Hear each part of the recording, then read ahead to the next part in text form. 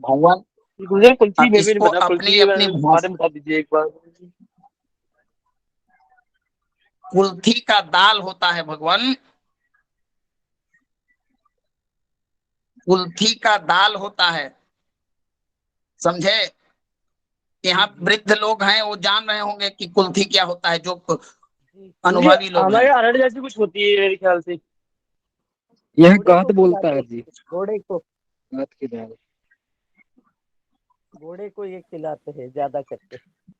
हाँ, इसको हॉर्स ग्राम भी बोलते हैं अंग्रेजी में, हॉर्स हाँ ग्राम। हाँ। जब जब हमारे शरीर में स्टोन हो जाता है ना, स्टोन समझते हैं ना आप लोग, पत्थर, पथरी का रोग, हाँ जी गुरुदेव।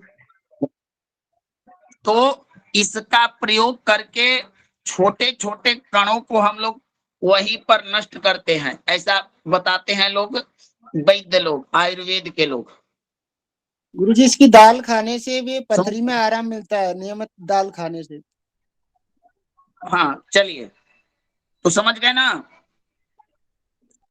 और लहसुनिया, लहसुनिया एक रत्न होता है संस्कृत में, जिसे वैदूर्य मणि कहते हैं। लहसुनिया इनका ग्रंथ रत्न है। कुछ चीजों को लिखिए अंकेश जी, प्रश्न के चक्कर में मूल चीजें निकल जाएंगी, तो छोटे छोटे चीजों को लिखिए, बाद में उनका प्रश्न कीजिएगा भगवान। चलिए जी गुरुदेव। आगे बढ़ू नवीन जी, नवीन जी आगे बढ़ा जाए ना, नीरज जी। गुरुदेव चलिए जी भगवान।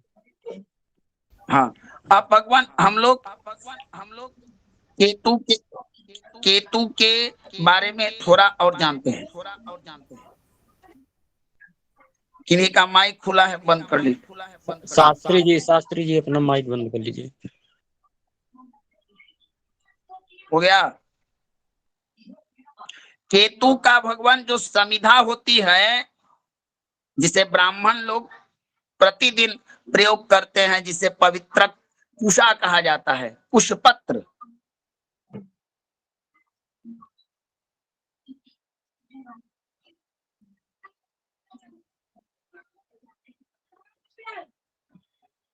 समझ गए ना। जी गुरुदेव। चलिए, अब इनकी कारकत्व, इनका किन किन वस्तुओं पर, किन किन धातुओं पर, किन किन द्रव्यों पर प्रभाव है, किस किस मनुष्य जातियों पर प्रभाव है, हम लोग एक जगह लिखेंगे। तो देखिए, प्रथम है कि अगर कोई व्यक्ति प्रवास में बाहर में सोया हुआ हो, और ऐसा व्यक्ति पर केतु का ही प्रभाव होता है। दोबारा बोल दीजिए गुरुदेव। सोए हुए प्राणी, प्रवास माने अपने घर से बाहर कहीं जाकर सोया हुआ हो, ये सब चीजें कब काम आती है, जब आप प्रश्न कुंडली बनाइएगा और प्रश्न करते समय पूछेगा कि इस समय क्या स्थिति में है, तो केतु जब आएंगे तो आपको सटीकता से फल बताना होगा कि आपका वो व्यक्ति लगता है कहीं जाकर सोया हुआ है।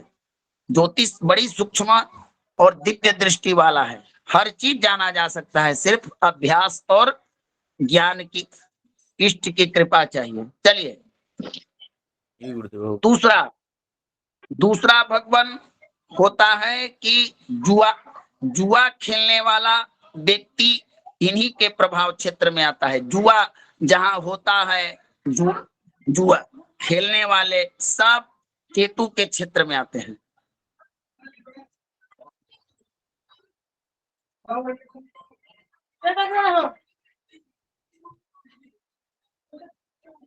जी गुरुदेव। अभी अभी आपने पूछा था वर्ण के बारे में, तो वेंकटेश्वर नाम के ग्रंथाकार बताते हैं, वर्ण चिन्ह का अर्थ होता है चर्म रोग। समझ गए ना। जी जी जी गुरुदेव। छठा भाव को भी वर्ण भाव कहते हैं। जो लोग ज्योतिष पढ़े होंगे वो जानते होंगे। तो एक रोग है, भूख भूख सब भूख संबंधी बीमारी, भूख संबंधी समस्या भी केतु के द्वारा उत्पन्न होती है।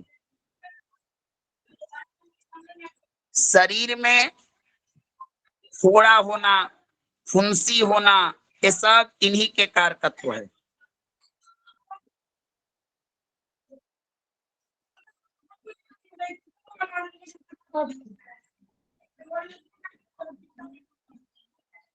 अच्छा,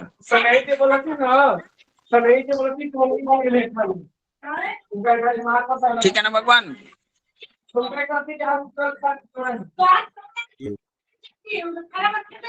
जी गुरुदेव ठीक।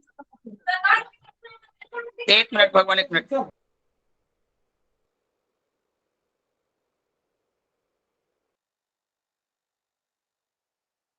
भगवान, प्रेत प्रेत प्रेत बाधा की समस्या भी इन्हीं के द्वारा होती है।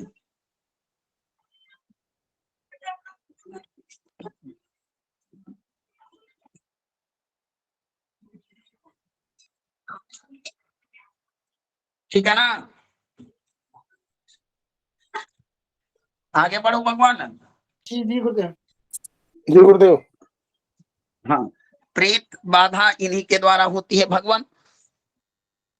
और है शरीर में मलिनता नामक रोग, स्नान न करना, अपने आप को मलिन जैसा बना के रखना, मैला कुचैला पहन धारण किया हुआ व्यक्ति भी इन्हीं के प्रभाव क्षेत्र में आता है।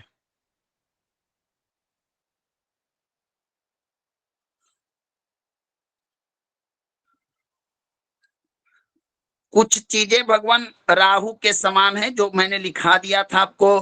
पत्नी पुत्र का दुख, ब्राह्मण क्षत्रियों से विरोध इत्यादि कार्य भी केतु के ही और क्षेत्र में आते हैं।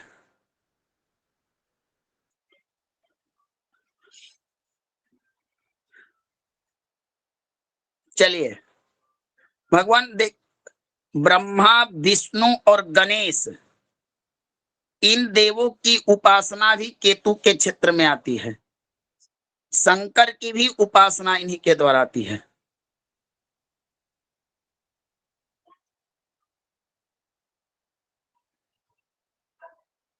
जो ब्रह्मा विष्णु, ब्रह्मा नहीं भगवान, विष्णु व विष्णु गणेश। इसीलिए तो जिन जातकों पर केतु की बाधा होती है, केतु के कारण विवाह में समस्या उत्पन्न हो, तो उनको गणपति की विनायक शांति नामक पूजा कराया जाता है। गणेश की उपासना कराने से भी केतु जनित दोषों का परिहार होता है।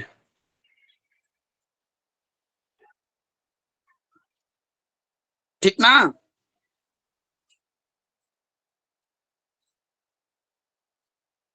चलिए आगे बढ़ो भगवान। जी गुरुदेव। जी गुरु देखिए, घर जी में गुरुदेव। जो कुत्ते होते हैं, मुर्गे होते हैं और गीदड़, ये सब, गीदड़ माने होता है, आप कहते रहे कि गीदड़ भभकी दे रहा है, गीदड़ माने मगरमच्छ को भी कहा जाता है भगवान।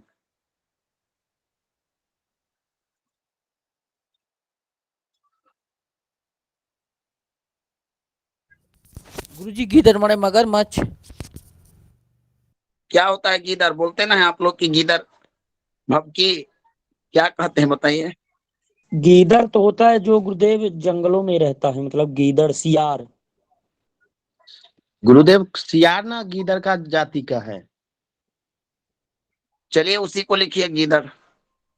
बड़ा बड़ा पक्षी रहता है, वो ऊंचा उड़ता है। भेड़िए, लोमड़ी, लोमड़ी से मिलता जुलता हुआ। कुत्ते से मिलता जुलता रहता है गुरुजी। जी जी, वही वही वही गुरुदेव, लोमड़ी से मिलता जुलता। जी डरपोक है। चलिए ना भगवान, डरपोक है, लिखिए ना उतना।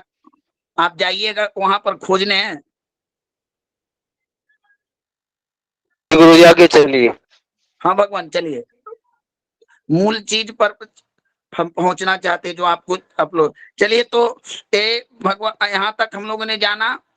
फिर भगवान देखिए शरीर में जो इन होता है फोड़ा फुंसी वही गया आपका, और नौकर का विचार भी इन्हीं से किया जाता है भगवान।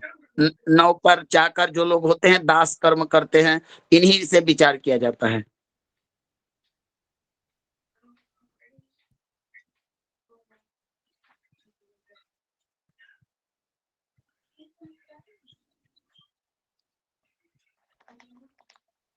क्षय रोग,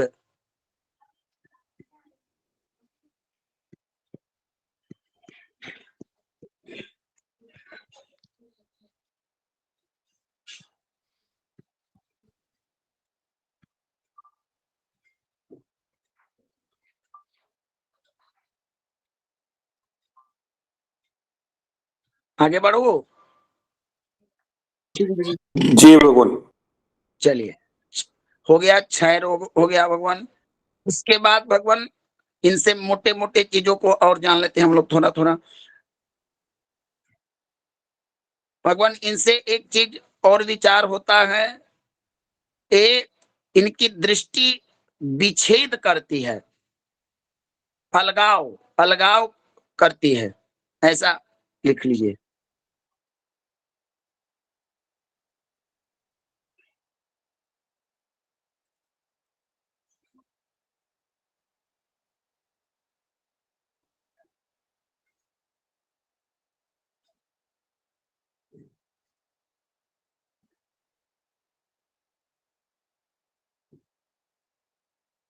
ठीक है भगवान।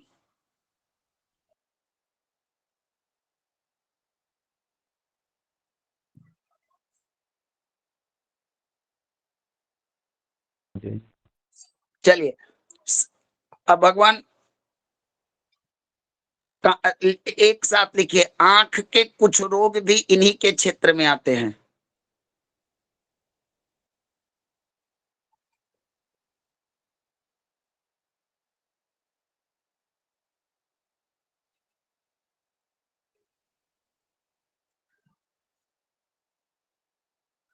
मंत्र शास्त्र का ज्ञान, ब्रह्म ज्ञान, तपश्चर्या, ये सब इन्हीं के क्षेत्र में है।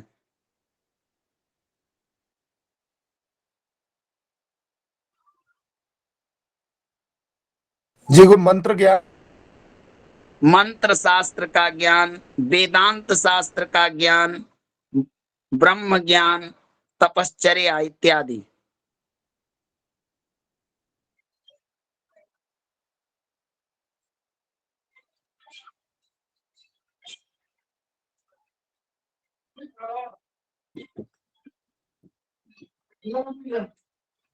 हो गया गुरुदेव।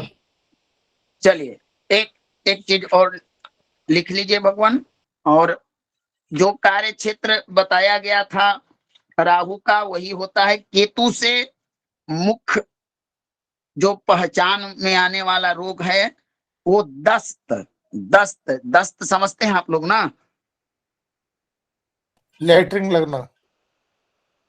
दस्त कहा जाता है वो, जैसे हम लोग वोमेटिंग जिसको कहते हैं। जी लूज लूज मोशन मोशन हो हो गए। जाता है। शरीर में जब खुजली दिखे तो कुंडली देखिए कहीं ना कहीं आपके केतु के कारण ऐसा हो रहा है। ठीक है ना?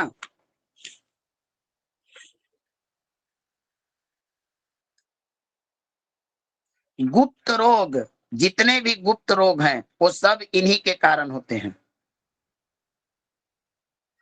घा, घाव का सड़ जाना, जलना अग्नि से, इन्हीं के द्वारा होता है।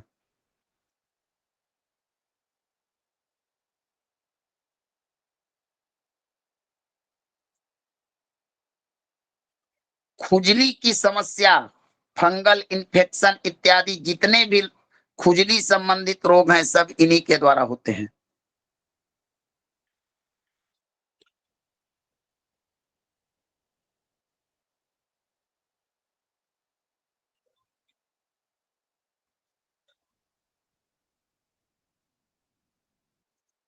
चेचक,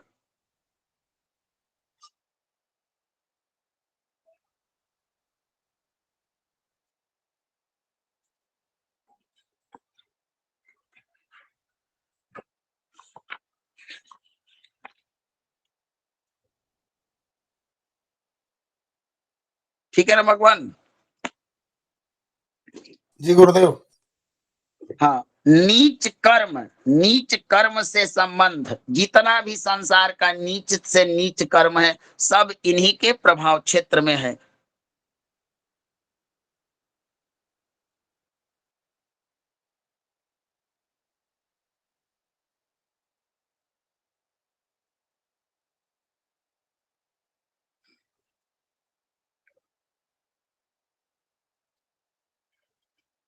जी गुरुदेव। ठीक है भगवान, चलिए बस इतना ही भगवान हमें शास्त्रों में संक्षिप्त रूप में केतु और राहु समानतः एक ही जैसे फल देते हैं, तो इतना ही हमको जानना है इनके बारे में। और इस प्रकार केतु का भी प्रकरण हम लोग समाप्त किए। अब हम लोग प्रायः हमारा आज ग्रहों का परिचय खंड खत्म हुआ। अब आज एक महत्वपूर्ण ग्रहों की जानकारी हम प्राप्त करेंगे।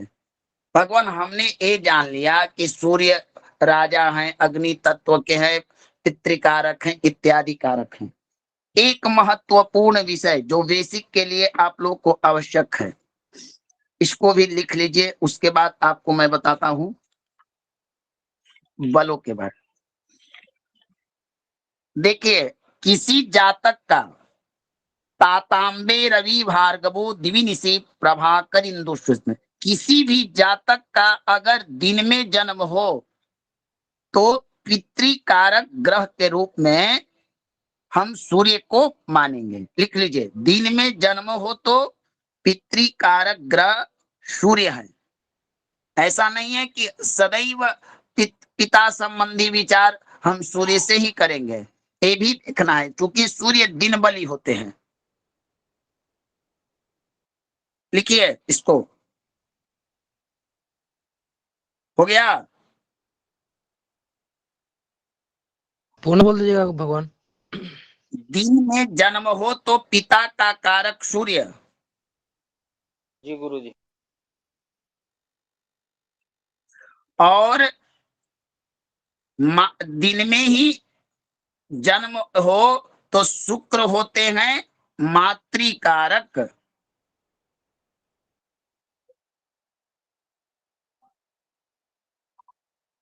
गुरुदेव एक बार और बोल दीजिए। आवाज नहीं आ रहा है गुरुवर। नवीन जी की आवाज नहीं आ रही भगवान? आ रही है गुरुदेव। आवाज आ रही अरे गुरुदेव, उनका नेटवर्क इन्हीं के प्रॉब्लम। आ नेटवर्क रही में है कुछ गुरुदेव, प्रॉब्लम आवाज है। आ रही है गुरुदेव। दिन में जन्म हो तो पितृकारक सूर्य और मातृकारक शुक्र हो जाते हैं।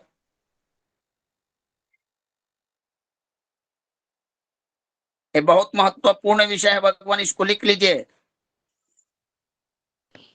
गुरुवर दूसरा लाइन आप बता दीजिए, आवाज नहीं आया, कट गया। दिन में जन्म हो तो पितृकारक सूर्य और मातृकारक माता के कारक शुक्र होते हैं। जी गुरुदेव, हो गया। और शनि पितृव्य संस्कृत में किन्हें कहते हैं? चाचा को, पिताजी के भाई को हम लोग पितृव्य कहते हैं। चाचा के कारक शनि होते हैं।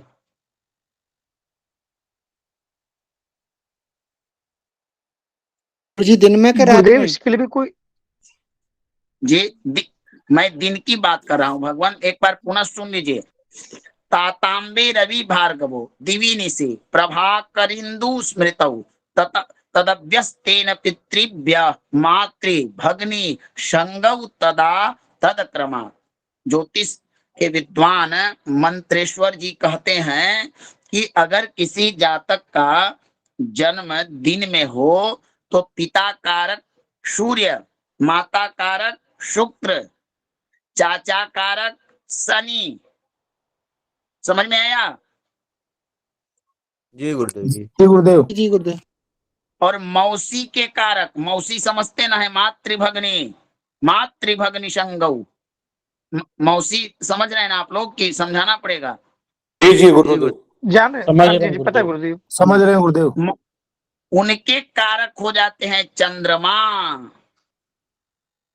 अब यहाँ पर आप लोग को ये संशय होगा कि मैंने चंद्र प्रकरण में लिखाया था कि स्थिर कारक का जब विचार करेंगे तो चंद्रमा को फोकस करेंगे, चंद्रमा से करेंगे। एक तात्कालिक कारक है, हो सकता है कि जातक का जन्म रात्रि में हो तो ये परिस्थितियां बदल जाएगी, ठीक ना? इसे तात्कालिक कारक कहते हैं, स्थिर कारक नहीं है, समझ गए ना? समझ गए ना भगवान? जी गुरु जी। जी जी गुरुदेव जी जी। गुरुदेव। अब इस चीज को विपरीत कर दीजिए, यानी रात्रि में देखिए, रात्रि में अगर जन्म हो जाए तो सूर्य ना पिता कारक बनकर शनि हो जाते हैं,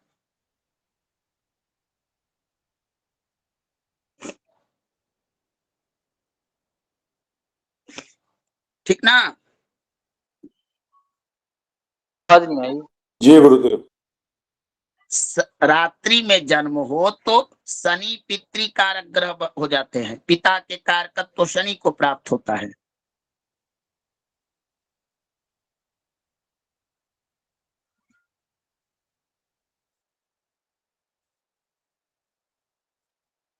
जी गुरुदेव जी।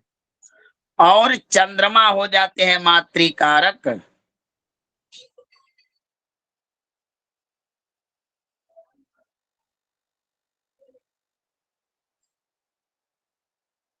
ठीक ना?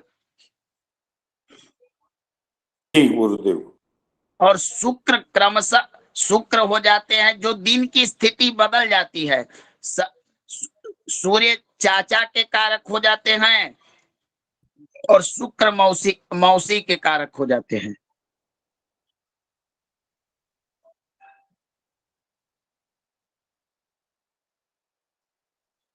जी गुरुदेव। चलिए एक चीजें लिख लीजिए आप एक जगह, दूसरा लिखिए। गुरुदेव सूर्य किसके होते हैं फिर से? भगवान अभी देखिए, आपने लिखा कि शनि हो गए पिता के कारक, पितृव्य चाचा के कारक दिन में, तो एक परिस्थितियां रात्रि में बदल जाती है। जो पितृ कारक होते हैं वो चाचा के कारक हो जाते हैं, जो मातृ कारक होते हैं वो मौसी के कारक हो जाते हैं। यानी सूर्य हो जाते हैं चाचा के कारक और मौसी के कारक शुक्र हो जाते हैं। जी गुरुदेव। चलिए एक पॉइंट और नोट कीजिए, सूर्य बामाक्षिंदूर ऋणो अन्य दक्षी कथितो भौम कनिष्ठानुजो जीवो ज्येष्ठ सहोदर शशि सुतो दत्तात्मज संगीत। आगे बताते हैं कि सूर्य और चंद्रमा क्रम से नेत्र कारक होते हैं। दक्षिण नेत्र कारक, जब भी किसी को दाहिने नेत्र में समस्या उत्पन्न हो, जब दाहिना नेत्र का विचार करना हो, तो हमारा विचार का जो फोकस होगा, हमारा सूर्य और चंद्रमा पर हम गौर करेंगे, विचार हम सूर्य चंद्रमा पर करेंगे, समझ गए ना?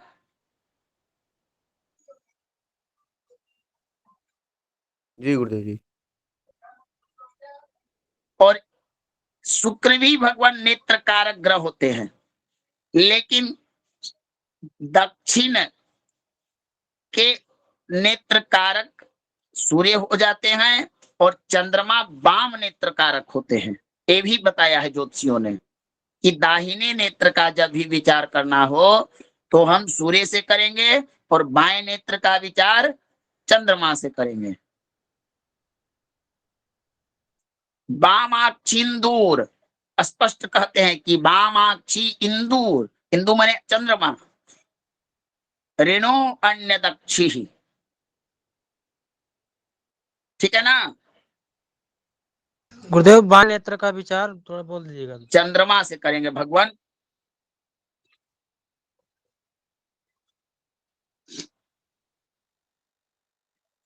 मेरी आवाज में कोई समस्या है क्या भगवान? नहीं गुरुजी, क्लियर आ रही नहीं है आपकी गुरुदेव। आवाज।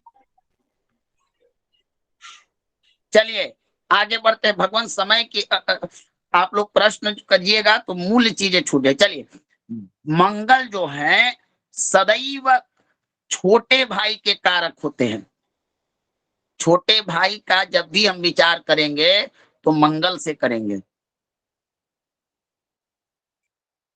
भ्रातृकारक आपने लिखा होगा, जब मैंने परिचय कराया था मंगल से, तो भ्रातृकारक ग्रह इनको कहा गया था। लिखे थे ना? जी गुरुदेव। जी गुरु।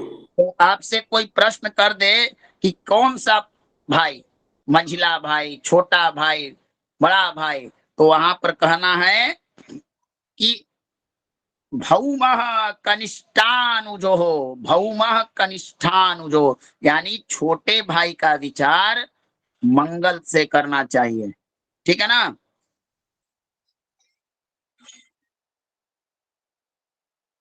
जी गुरुजी।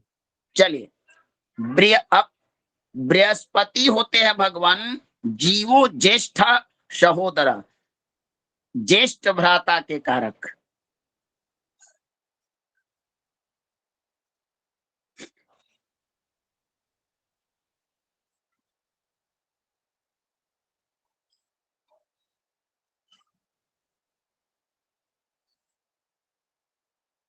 ठीक है? जी गुरुदेव।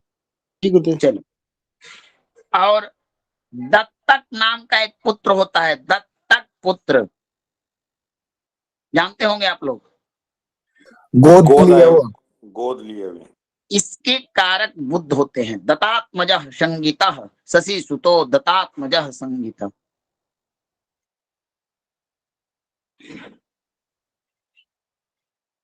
शुक्र ना गुरुदेव? नहीं, बुध बुध।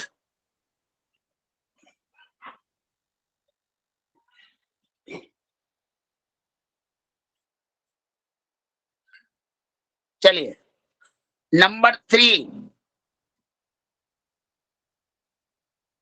आगे बोलो भगवान। गुरुदेव। जी गुरुदेव। देखिए, इसको थोड़ा समझ कर लिखिए। ग्रह आपके शरीर के जिन अंगों के जिन अंगों पर जिन ग्रहों का प्रभाव क्षेत्र, उनकी किरण जो पड़ते हैं, उनका जो रश्मि जो भी आप समझिए, जो किरण पड़ता है हमारे शरीर के जिस अंग पर, जिस ग्रह का प्रभाव पड़े, अगर वह ग्रह जन्म पत्रिका में दशा काल में चंद्र कुंडली, जो भी कुंडली विश्लेषण आप कीजिएगा, ग्रह अगर मजबूत होगा तो हमारा शरीर का वो अंग भी मजबूत होगा। अगर ग्रह कमजोर हुआ, पीड़ित हुआ, तो निश्चित ही उन शरीर के अंगों को प्रभावित करेगा जिस पर उनका अधिकार क्षेत्र है। समझ में आया? गुरुजी। नवीन जी समझे आप भगवान?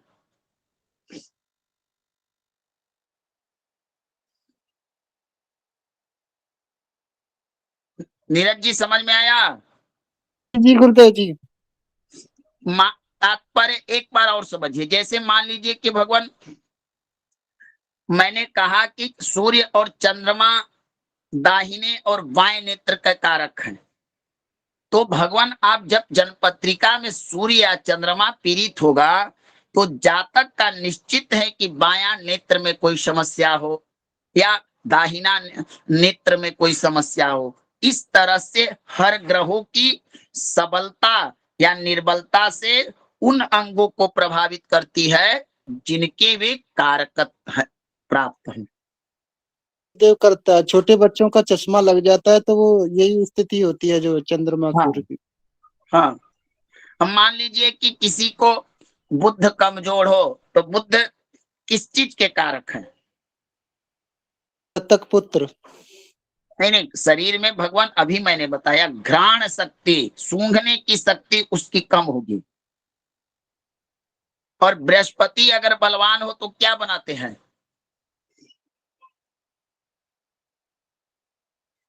देखिए यही सब चीजें बेसिक गुरुजी प्रश्न शरीर आते हैं। अष्टपुष्ट होता है नहीं बृहस्पति के भगवान, इसमें। नहीं भगवान, बृहस्पति बलवान होते हैं तो वाक क्या शक्ति, वाक शक्ति, उनका वाक पर प्रभाव होता है। वाचा वाणी यानी वक्ता बनाते हैं। इन्हीं छोटे छोटे चीजों से ही आप बड़े बड़े फल कथन कर सकते हैं। अचंभित करने वाले छोटे छोटे सूत्र हैं ज्योतिष के, इन पर ही ध्यान देने की आवश्यकता है। चलिए, इस तरह से आपका एक ग्रह परिचय खंड खत्म हुआ। अब एक महत्वपूर्ण विषय आप लोग को समझाना चाहता हूं। नवीन जी कक्षा में है भगवान? नवीन मिश्रा जी, नवीन जी है भगवान? नहीं है गुरुदेव, नहीं, नहीं है गुरुदेव, नहीं है। गुरुदेव ये बुद्ध कमजोर क्या बताया था? घ्राण शक्ति। एक मिनट भगवान, नवीन जी को कोई फोन लगाइए भगवान। एक मिनट भगवान।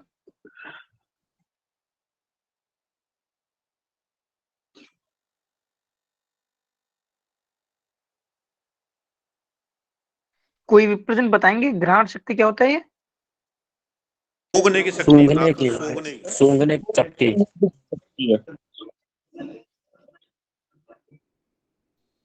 और ये गुरु जीवो ज्येष्ठा सहोदरा, गुरु ज्येष्ठ भाई गुरु के से बड़ा भाई, गुरु से बड़ा भाई देखते हैं। मंगल से छोटा भाई, गुरु से बड़ा भाई।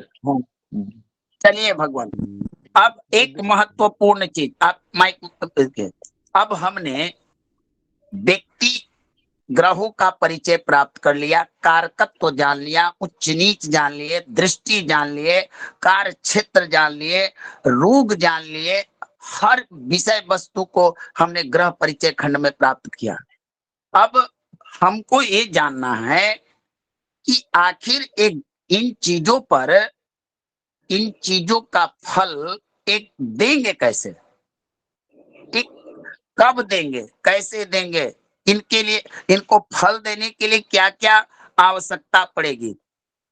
तो इसके लिए ज्योतिष ऋषि मुनि और ज्योतिषियों ने 6 प्रकार के इनको पावर देने वाले, ऊर्जा देने वाले, शक्ति प्रदान करने वाले बल की व्यवस्था की है, जिन्हें हम षड बल कहते हैं। इसको लिखिए, षड बल चक्र। नवीन जी, नवीन जी, जी भगवान, जी भगवान। आपसे निवेदन है भगवान कि आप थोड़ा बोर्ड को ऑन कीजिए। तो ठीक है भगवान। तब तक मैं इन लोगों को उन बलों के बारे में जानकारी देता हूं। देखिए, 6 प्रकार से ग्रहों को बल प्राप्त होता है, और ये 6 बल जो हैं अलग अलग तरीके से प्राप्त होते हैं। इसका बड़ी महत्ता है फल कथन करने में, फल के प्रभाव देखने में। क्योंकि अगर इसमें किसी ग्रह को 1 बल प्राप्त हो, 2 बल प्राप्त हो, तो वह ग्रह प्रायः निर्बल समझा जाता है, कमजोर समझा जाता है। तो देखिए, आप लोग लिखना प्रारंभ कीजिए कि कौन कौन से होते हैं 6 प्रकार के बल। पहला, स्थान बल।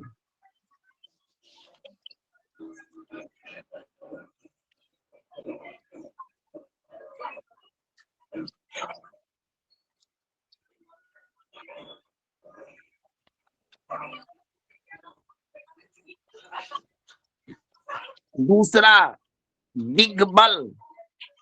दिग माने दिशा।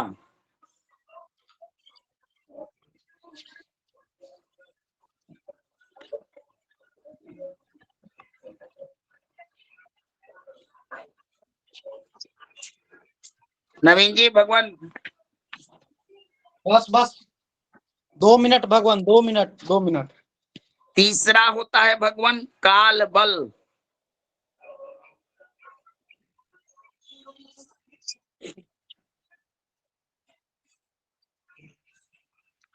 चौथा आपको होता है भगवान नैसर्गिक बल।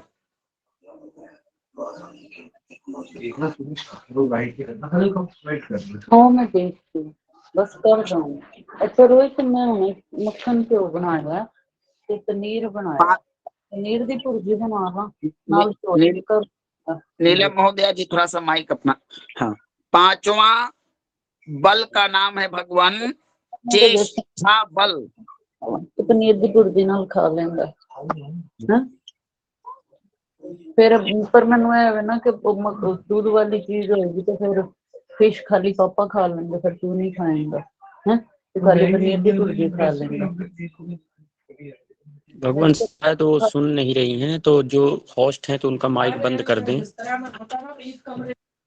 चलिए, पांचवा बल चेष्टा बल, और छठा नामक बल जो होता है भगवान दृग बल। दृग माने दृष्टि नाम बल। समझते हैं ये होते क्या हैं, इनको कैसे देखना चाहिए। चलिए नवीन जी, आप इस षडबल चक्र को समझाइए। जी भगवान।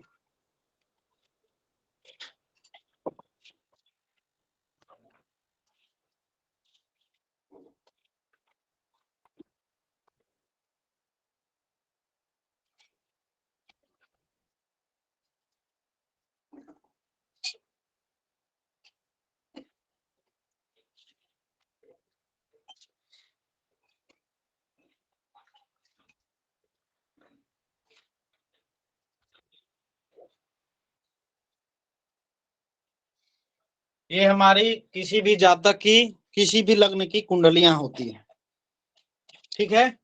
अब इस कुंडली के अंतर्गत जो सबसे पहला जो बल है, जिसको हम दिग्बल कहते हैं, यानी कि दिशा का बल, ठीक है। नहीं, भगवान भगवान भगवान क्षमा जी प्रथम बल का नाम भगवान स्थान बल है।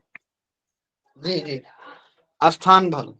तो सूर्य यदि मित्र ग्रह की राशि में है, ठीक है, सूर्य यदि मित्र ग्रह की राशि में है, मूल त्रिकोण में है, या फिर अपने उच्च स्थान में, तो सूर्य उच्च के कब कब होते हैं बताइए मुकेश जी। मेष में उच्च होते, मेष में उच्च के होते हैं। मेष में उच्च के होते हैं, तो मान के चलिए कि यहाँ पर मेष राशि हो गई, ठीक है, ठीक है, में उच्च के सूर्य हो गए, ठीक है। अगर मेष राशि में कितने अंश तक, 0 से लेकर 10 अंश तक, जी गुरुदेव बोलिए। हाँ जी गुरुदेव 10 अंश तक होते हैं। मान के चलिए कि 10 अंश पे सूर्य है, सूर्य का अंश है 10। तो मेष राशि में जहां भी किसी भी कुंडली में यदि होते हैं तो वह जो है उच्च के होते हैं। मूल त्रिकोण राशियां कौन सी हैं बताइए। सिंह है, सिंह 0 से 20 सूर्य मान का। के चलिए कि यहाँ पर सूर्य है, यहाँ पर राशि है सिंह, ठीक है, सूर्य है, राशि है सिंह। मान के चलिए कि 18 अंश के सूर्य यहाँ पर विराजमान है, तो ये उच्च के सूर्य माने जाएंगे, ठीक है। दिख रहा है ना बोर्ड आप लोगों को? जी गुरुदेव दिख रहा है। अब अगला जो है सो क्या है, अष्टक वर्ग। तो अष्टक वर्ग बाद में बताया जाएगा। सूर्य के मित्र राशियों को देख लेते हैं, कौन कौन सी मित्र सूर्य की, कौन कौन से जो है सो शुभ ग्रह हैं, ठीक है। बुध इनके क्या माने जाएंगे, शुभ ग्रहों की श्रेणी में माने जाएंगे, समग्र की श्रेणी में। हाँ जी। अगर बुध यहाँ पर बैठ जाए, अगर गुरु यहाँ पर हो जाए, ठीक है, तो नवीन जी जी भगवान आप दिग्बल चक्र बनाइए, भगवान दिग्बल चक्र, वो स्थान बल का दूसरा नंबर का। तब तक मैं इन लोग को इसकी परिभाषा फटाफट दिखा देता हूँ। दिग्बल बनाइए, दिग्बल ही बनाइए फटाफट। चलिए देखिए सूत्र क्या है इसका समझ लीजिए। जो नवीन जी बता रहे हैं उसी चीज को मैं संक्षेप में बता रहा हूं, क्योंकि समय का अभाव है। एक बल पढ़ लेते हैं। सूर्य आदि कोई भी ग्रह, सूत्र इसका यही है,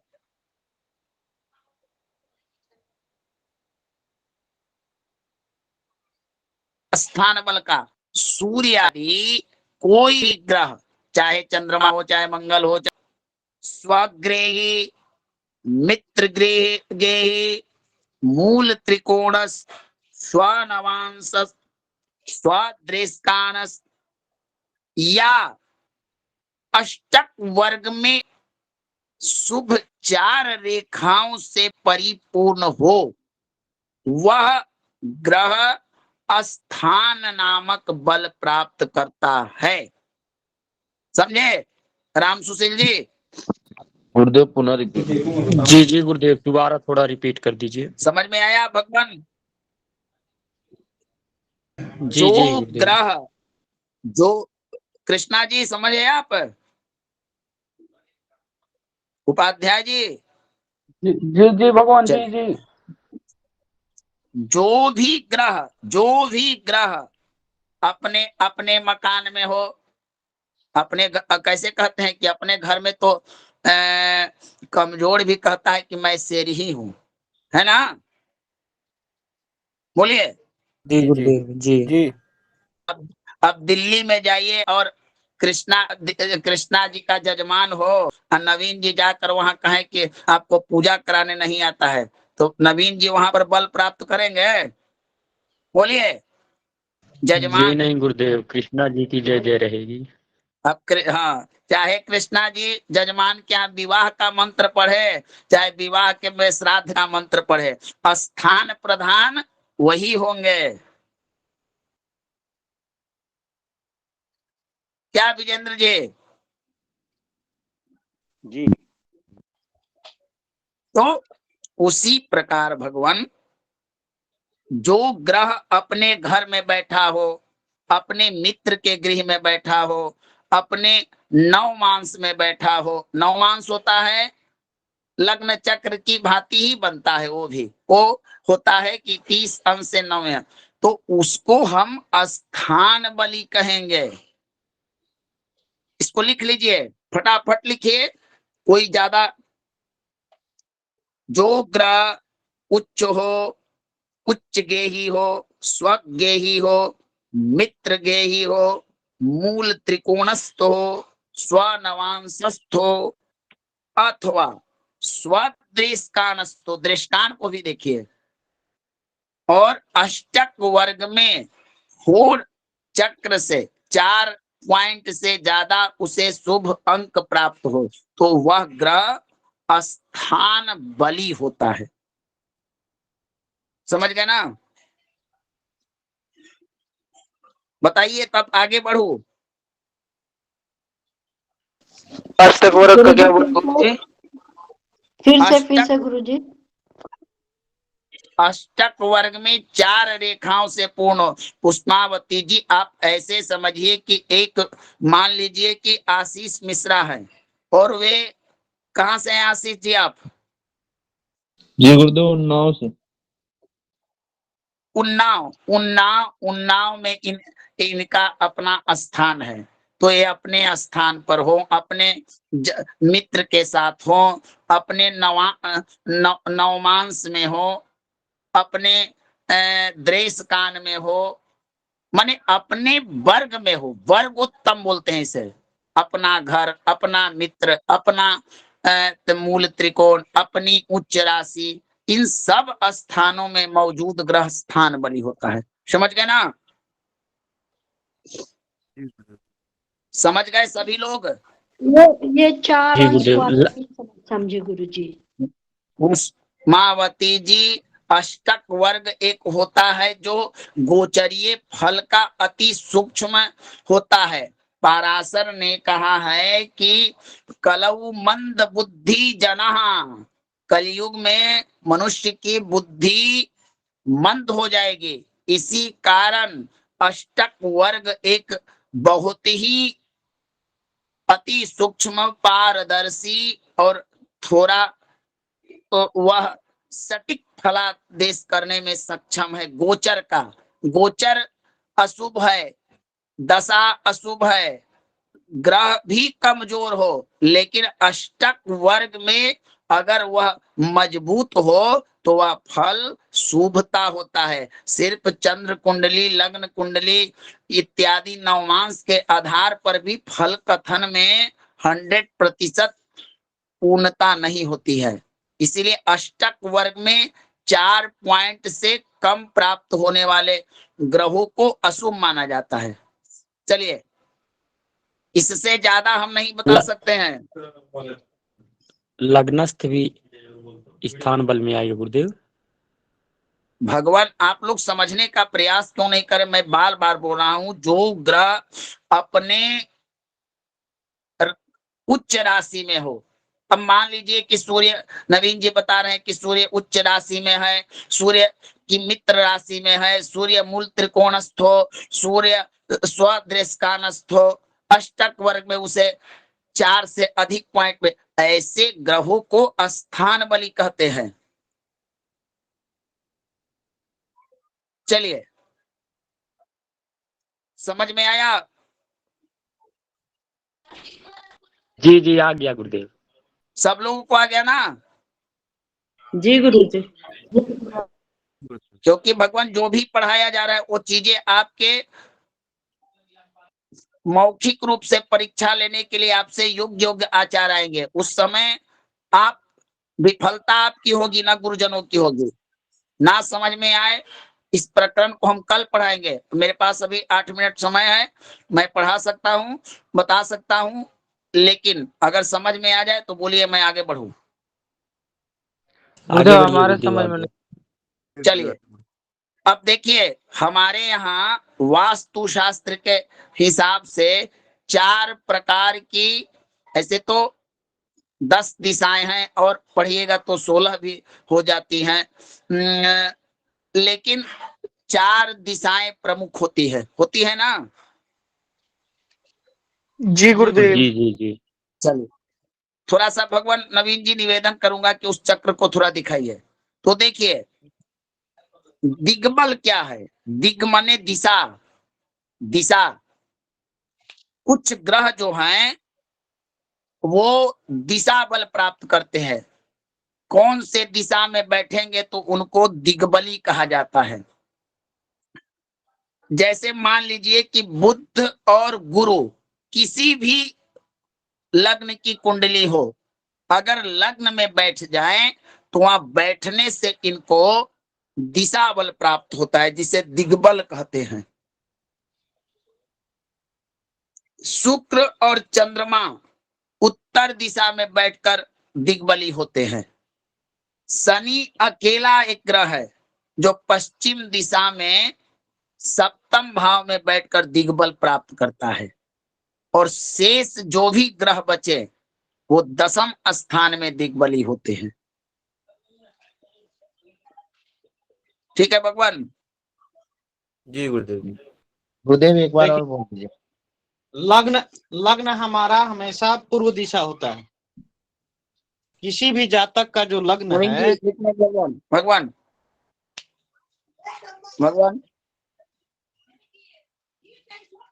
नवीन जी जी आज दिग्बल पढ़ाकर भगवान पाठ्यक्रम को समाप्त कीजिए। कल हम लोग कालबल पढ़ेंगे, आप समझा दीजिए।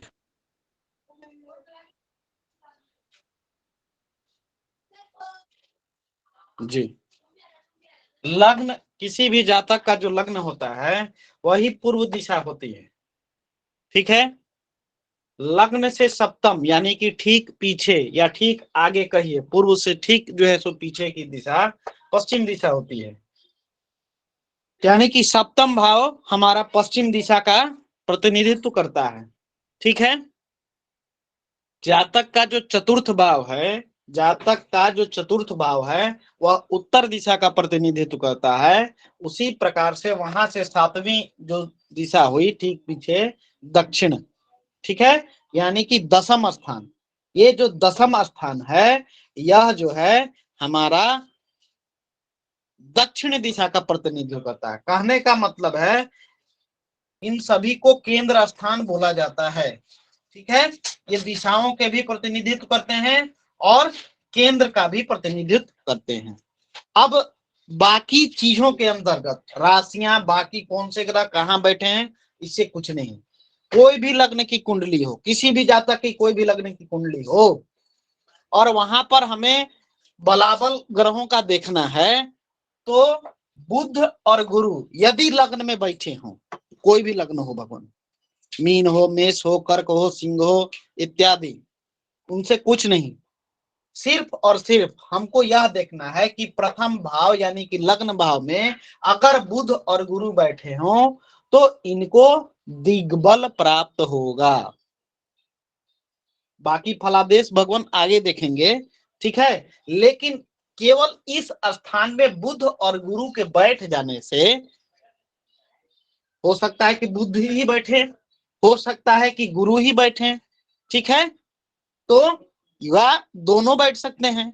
तो बुध और गुरु इन दोनों में से कोई भी ग्रह या दोनों ग्रह यदि एक साथ इस भाव में बैठे या पृथक होके बैठे तो इनको दिग्बल प्राप्त होगा। दिग्बल यानी कि दिशा का बल। चंद्र और शुक्र एक साथ बैठे या कोई एक ग्रह बैठे, एक साथ बैठे या कोई एक ग्रह बैठे, तो जब हम बल का आकलन करेंगे तो सटबल के अंतर्गत 6 प्रकार के बलों के बारे में जो गुरुदेव ने बताया, उसके अंतर्गत जो भी ग्रह यहाँ पर बैठे होंगे, चंद्र और शुक्र, ठीक है, चंद्र और शुक्र या दोनों या कोई एक, ठीक है, उनको जो है यहाँ पर दिग्बली माना जाएगा। ठीक है, बात समझ में आ रही है? कहाँ पर गुरुवार?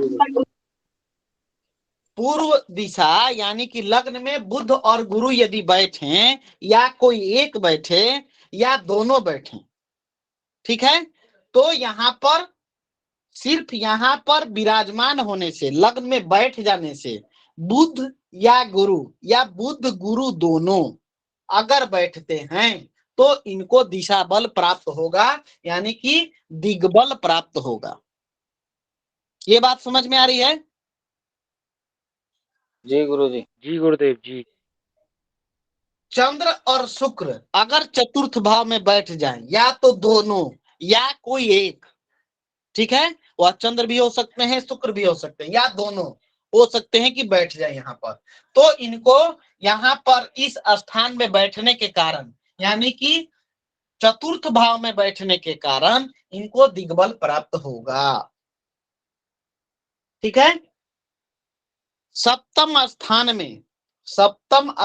में शनि यदि बैठ जाए, सप्तम स्थान में शनि बैठ जाए तो इसको दिग्बल प्राप्त होगा। ठीक है, सप्तम स्थान पश्चिम दिशा का प्रतिनिधित्व करता है और यहाँ पर इसको शनि को दिग्बल प्राप्त होगा। ठीक है, सूर्य और मंगल या सूर्य भौम कहिए, आदित्य या भौम कहिए, ठीक है, अगर दसम भाव में बैठ जाएं, सूर्य और भौम यानी मंगल यदि दसम भाव में बैठ जाएं, या तो अकेले बैठे या दोनों बैठ जाएं या कोई एक बैठ जाए, तो इनको यहाँ पर बलों का जो योग बनेगा उसके अंतर्गत इनको यहाँ पर दिग्बल माना जाएगा। ठीक है, बात समझ में आ गई? जी गुरुदेव। दिग्बल से रिलेटेड कोई भी है? बाकी ग्रह गुरुदेव जी, बाकी ग्रह कौन बचे भगवान? बाकी हमारे राहु और केतु बैठे ना,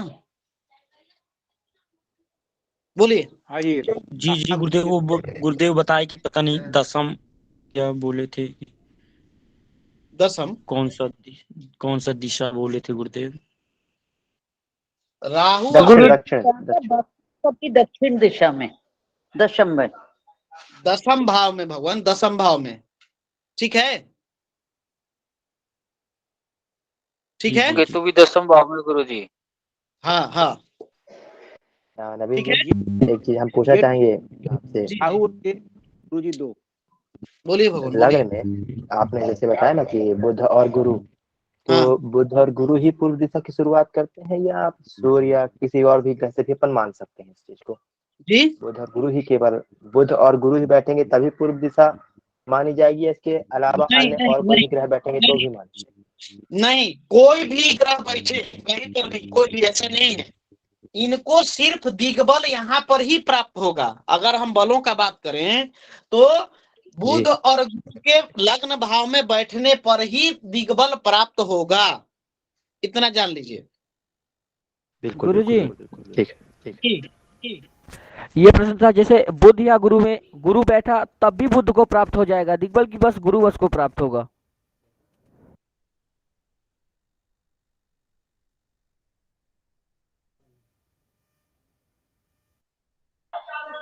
बुध और गुरु दोनों में से जो भी होगा उसी को प्राप्त होगा। बिल्कुल सर। गुरु जी,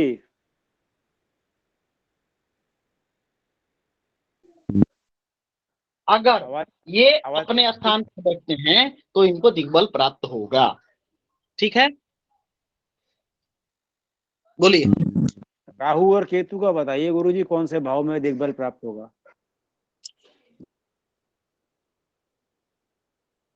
दशम भाव में।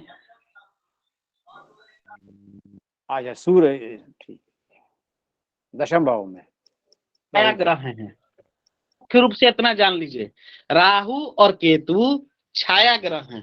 ठीक है, इनका या जिस ग्रहों के साथ बैठते हैं उनका जो है सो रूप धारण कर लेते हैं। जी,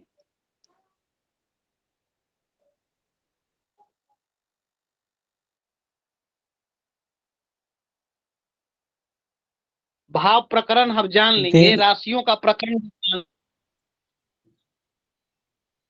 जो है सो आप लोगों के सामने पर।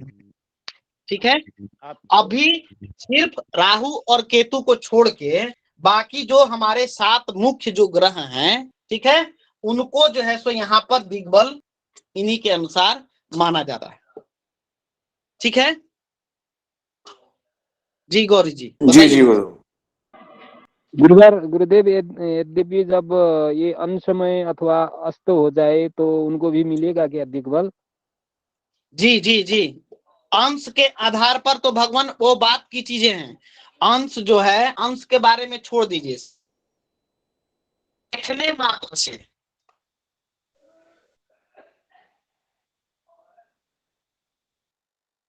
गुरु जी मंगल का भी नहीं बताया अभी शायद। बताया है भगवान, होते नहीं है दक्षिण दिशा में। मंगल ही तो है। सूर्य और मंगल, सूर्य और मंगल अगर दसम भाव में बैठ जाएं तो इनको दिग्बली यहाँ पर माना जाएगा। जी गुरु जी, ठीक है।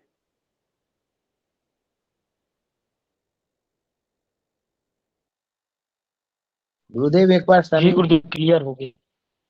देखना है कि किस भाव के लिए कौन सा ग्रह ज्यादा डोमिनेट कर रहा है, ज्यादा जो है वह जो है उसको बल किस स्थान के लिए प्राप्त हो रहा है, कौन से भाव के लिए प्राप्त हो रहा है।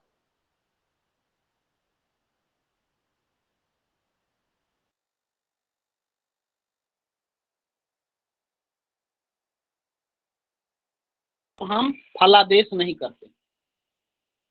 यह जातक है, काल पुरुष है, और इन काल पुरुष का सिर्फ हम हाथों का वर्णन कर दें तो इनका जो है सो संपूर्ण जो है सो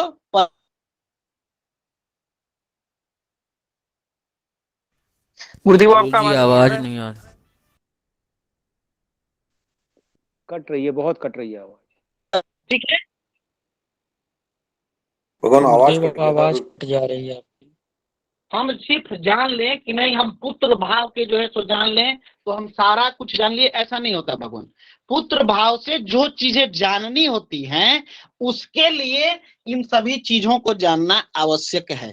कोई शुभ ग्रह की दृष्टि तो नहीं है, कोई क्रूर ग्रह की दृष्टि तो नहीं है, वह राशि अपने राशि में तो बैठा हुआ है, स्व राशि में है, शत्रु राशि में है, क्रूर है, इसको कितना बल प्राप्त हो रहा है। जो गुरुदेव ने अष्टक वर्ग के बारे में बातें की उन सभी चीजों को एक एक पॉइंट को यहाँ पर जब हम अष्टक वर्ग शोधन करना बताएंगे तो उस समय बताएंगे। अभी अष्टक वर्ग को छोड़ दीजिए, बाकी सिर्फ अभी इतना जानिए बुध और गुरु को लग्न में बैठने से दिग्बली प्राप्त होंगे। चंद्रमा शुक्र चतुर्थ भाव में बैठेंगे इनको दिग्बल प्राप्त होगा। शनि सप्तम भाव में बैठेंगे इनको दिग्बल प्राप्त है। सूर्य और मंगल दसम भाव में बैठे इनको दिग्बल प्राप्त है। बस अभी इतना ही जानिए। और जब हम कुंडलियों का जब विश्लेषण करेंगे तो इन चीजों को वहां पर आप ध्यान में रखिएगा कि हाँ गुरुदेव, हम अगर कोई फलादेश कर रहे हैं, किसी का कोई नजरिया होगा, कोई किसी फॉर्मूला को देख रहा होगा कि हम एक दिग्बल को देखते हैं, हम जो है सो षडबल के अंतर्गत हम जो है सो स्थान बल के बारे में चर्चा करते हैं, हम काल बल के बारे में चर्चा करते हैं, हम दृष्टि बल के बारे में जो है सो देखते हैं। तो सभी चीजों का आकलन करके और तब जब एक आप फलादेश करेंगे तो भगवान वह सूक्ष्मता जितनी आएगी सटीकता उतनी बढ़ जाएगी। ठीक है भगवान, बात समझ में आ रही है? जी गुरु जी। तो बस जी गुरुदेव समझ में। बाकी बलों के बारे में बात चर्चा होगी। जी बताएं।